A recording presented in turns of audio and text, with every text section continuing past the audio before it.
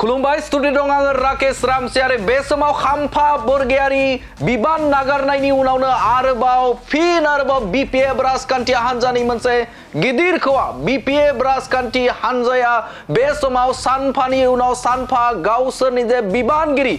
गोख्रों दैदेनगिरिफोरखौ बे समाव खोमानानै लाजोबसिगोन नामा लांदां जामारसिगोन नामा बिपिएफ राजखान्थि हान्जाया मानोना बे समाव आरोबाव मिरु बिपिएफनि नेहाथारि प्राणजित बसुमतारियाबो बे समाव बिबान नागारनाय लाइजाम गथायबाय बिपिएफनि गाहाय हाग्रामा महिलारि बिथांनिसिम।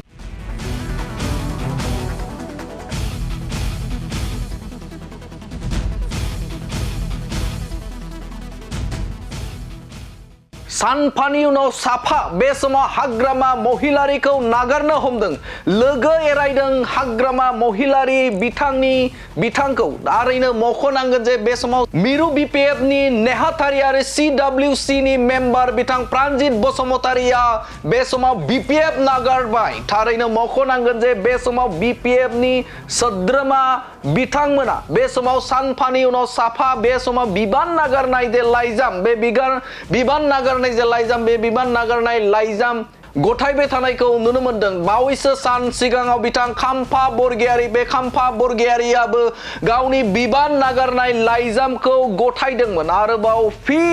आरोबाव मिरुनि सासे गोख्रों दैदेनगिरि प्राणजित बसुमतारियाबो बिपिएफ नागारबाय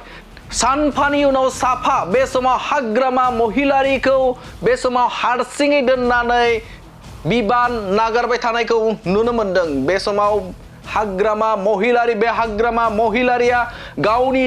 बे दोलोखौ बे समाव हमथाना लाखिनो हानाय नंला नामा मानोना बे समाव बिपिएफ राजखान्थि हान्जानि गोबां गोजाम दैदेनगिरि बे दैदेनगिरिफोरा बिपिएफ नागारनाय जे ट्रेन बे सोलिबाय थानायखौ नुनो मोनदों।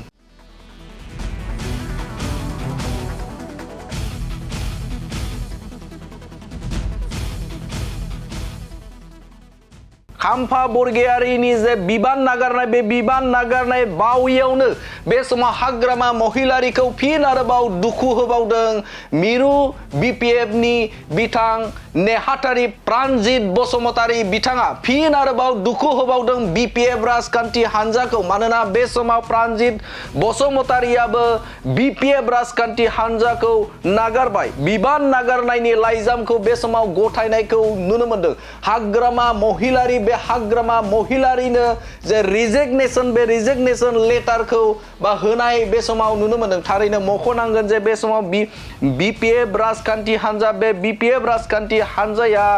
गोमोर लांमारसिगोन नामा जायनि थाखायनो बे समाव साफानि उनाव साफा बिबान नागारबाय थानायखौ बे समाव नुनो मोनदों मोनसे बिग राजखान्थियारि खौरां नोंथांमोननि गेजेराव बे समाव होदों जे खाम्फा बरगयारिनाव फिन आरोबाव सासे मिरुनि गोख्रों दैदेनगिरि नेहाथारि आरो सिडब्लिउसिनि मेम्बार प्राणजित बसुमतारिया बे समाव बिबान नागारबाय बे समाव हाग्रामा महिलारि बिथांखौ हारसिं दोननानै बे समाव गुबुन दैदेनगिरिफोरा बिपिएफ राजखान्थि हान्जानि गोजाम दैदेनगिरिफोरा बे समाव बिपिएफ नागारनानै थांबाय आरो बे समावनो